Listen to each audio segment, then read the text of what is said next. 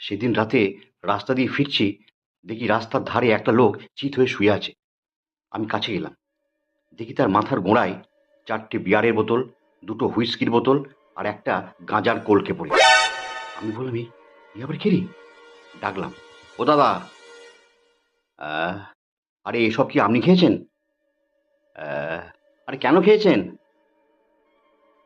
না খেলে পারবো না। কি পারবেন না? লিখতে। লিখতে? আপনি কি লেখেন? দলিল? না। নাটক? না। গদ্য? পদ্য? সাহিত্য? না। আরে তবে লেখেনটা কি? বাংলা সিরিয়াল। অজ্ঞান।